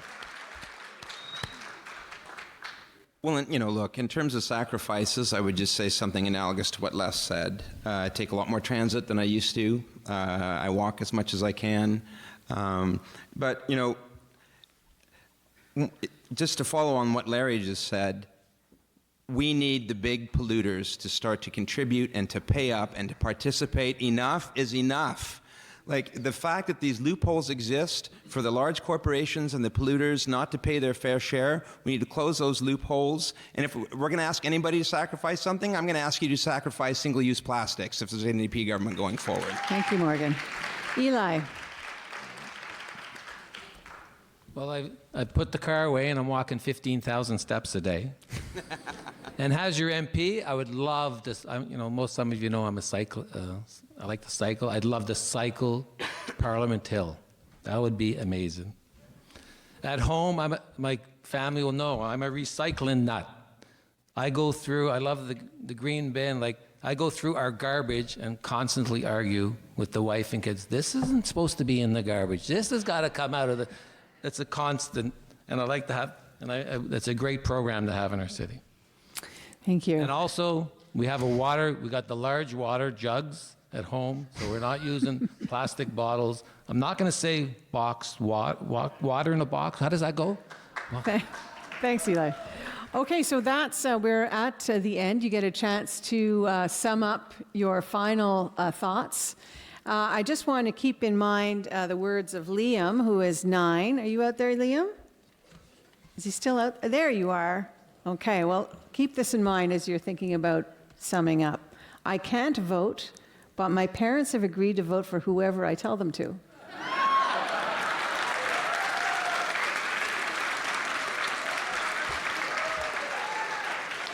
So why should I tell them to vote for you? Why don't we start with Eli at the bottom? Is this our closing remarks? This is your closing, yes. Oh, closer. So I want to 2 thank minutes, there we go. I want to thank you all for attending tonight, and thank you for the associations for having us here. And to my fellow candidates, we've had unlike the federal parties, we are having a clean race in Ottawa South, and I really enjoy that. And maybe they should take examples from Ottawa South and take it across Canada. But just, you've heard a lot from the parties, a lot of the platforms. But when you go to mark the X on your ballot, just remember what the Liberals promised in 2015. They promised ethical government. So what do we have? We have the first Prime Minister in Canadian history has been charged not once, but twice by the Ethics Commissioner. And then when he wanted to do an investigation, he shut him down.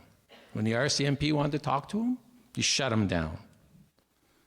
He had two prominent women in the cabinet. He wanted to promote women's rights. And when they were doing their job, what did he do? He cast them out from caucus. Balance in the budget was 2019. That was a pledge. And when Justin Trudeau was at Davos Economic Forum, he told economists, well, the budget will balance itself. And where are we? We are going to have deficits for the next 30 years. Electoral reform. Where is that? Well, it doesn't suit Justin Trudeau because he might lose government. So that's not done. Clean drinking water for First Nations, not done. I want to bring ethics, commitment, and vision to Ottawa South. We don't want Canadians just to get by. We want you to get ahead.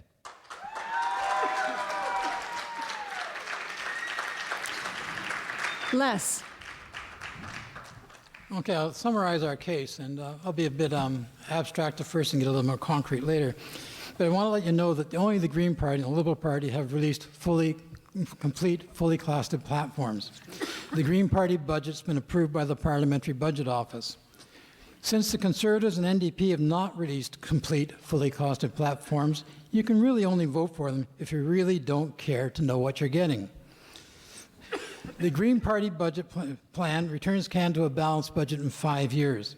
The Liberal budget plan will have us incurring deficits for until at least 2040. The NDP has no target date. Our budget will allow us to create over 400,000 new jobs, make life more affordable, ensure everybody gets the health care they need, and will stop our runaway gas emissions. So what we're about is being practical dreamers. We have a vision, but we know we have to be practical. We know we have to live within certain budget constraints. We know how to do it. We're a mature party. We are getting it done, so please vote Green. And Rodrigo. Go ahead. Thank you.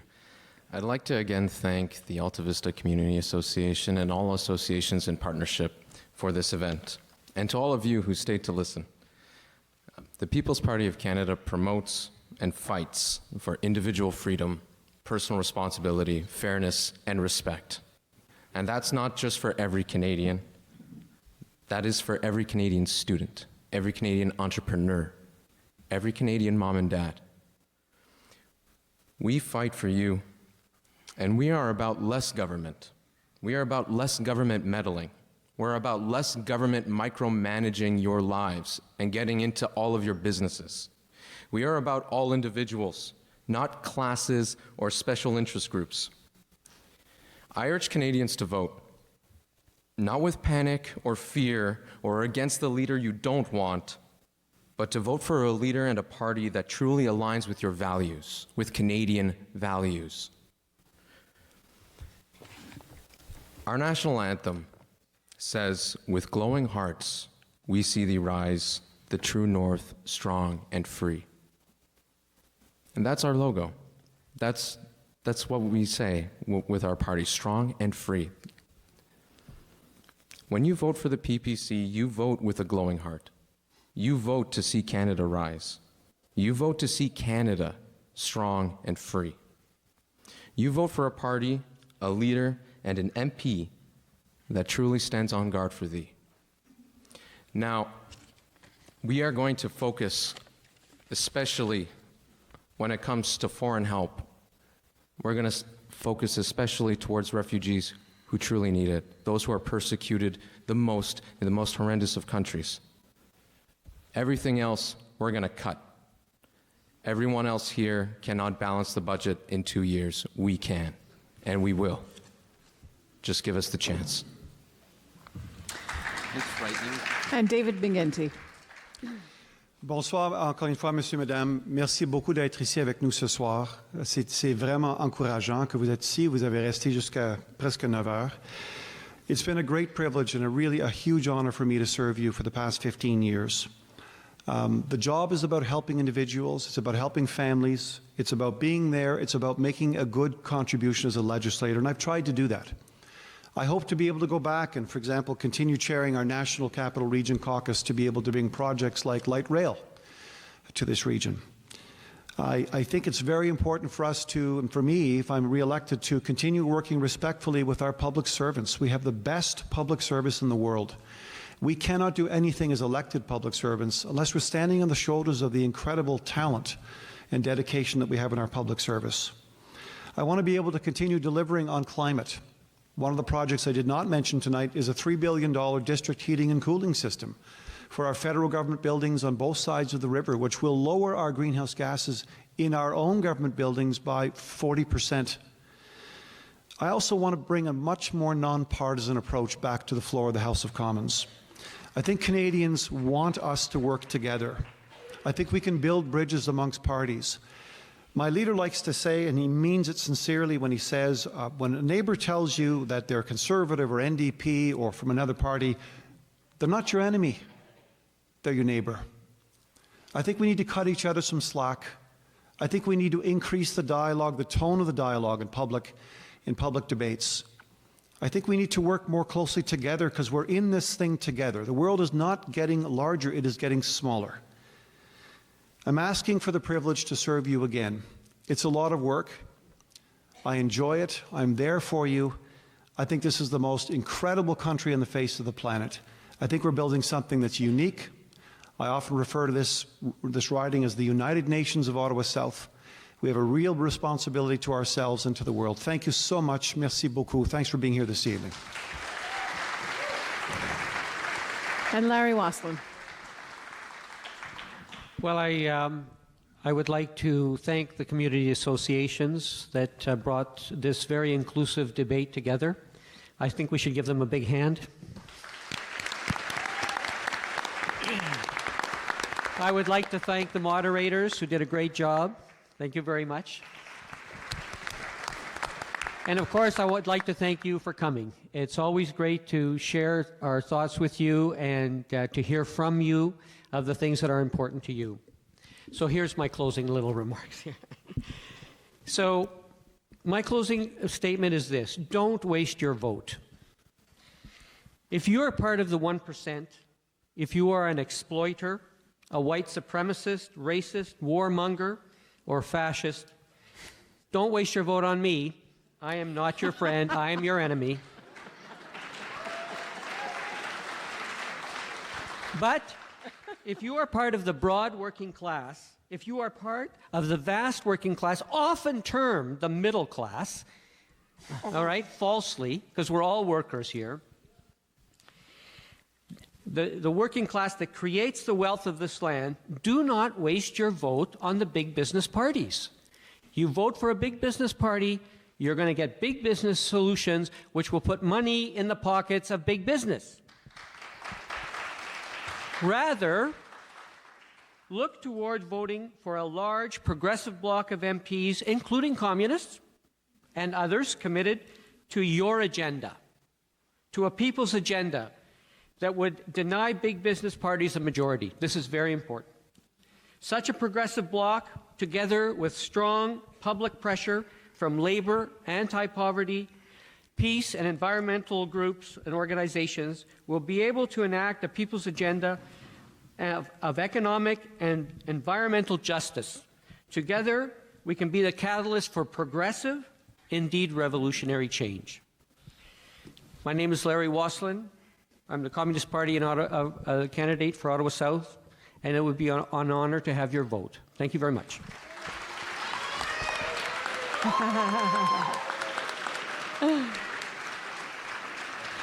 And Morgan Gay, last but not least. So like the other candidates, I'd like to thank everybody for being here this evening, the community associations, our moderators as well. You know, the Conservatives and the Liberals speak as if they haven't been in government for the last 15 years, right? Like we had the Conservatives for 10 years, and we've had the Liberals in charge now for the past 4 years. And you know, with respect to the Conservatives, the first thing Mr. Harper did was pull out of Kyoto. There were draconian cuts across the board. With respect to the Liberals, they've been talking about childcare for 35 years. The Liberals have been talking about Pharmacare for 23 years. We heard about electoral reform in the last election. We heard about climate change. The Liberals bought a pipeline. With respect to the public service, I believe David when he says that public servants are critical to the work the government needs to do. It's just unfortunate that public servants' unions have had to fight tooth and nail to get decent working conditions, to get the sick leave off the table and the cuts that were proposed by the Conservatives and the Liberals for 2 years straight. You know, by the way, the government also campaigned on peace. We're still fueling bombers over Syria. We're still selling weapons to Saudi Arabia. We're still training the Peshmerga in northern Iraq. And we still haven't signed the nuclear disarmament treaty at the UN. So tax cuts are not going to fix our problems. What's going to fix our problems is investment in the basic needs that people are not having met, whether it's housing, whether it's pharmacare, whether it's education. We have the money to do it. Let me provide you the anecdotal example. Our government, the Liberals, supported by the Conservatives, are spending $70 billion to build up to 15 ships. $70 billion for up to 15 boats. We have people in our community that can't get a roof over their heads. We have people in our community that can't afford the insulin because they are diabetic. Enough is enough. We need a government that is going to represent everyday folks and meet their basic needs. And so I'm Morgan Gay, I'm the NDP candidate. If you believe it's time for transformative change, I ask for your support in this election. Thank you very much.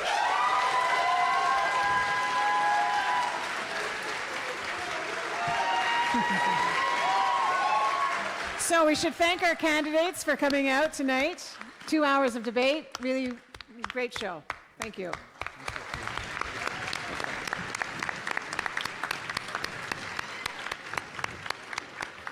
And I'm very curious what Liam is going to decide. He's going to say, vote for the woman. Oh. And just before you go, I too would like to thank you for coming out. As one of the organizers of this, it always is a fear that you'll organize it and have all the people on stage and nobody in the audience. So it truly warms my heart to see this many people come out, and thank you very much.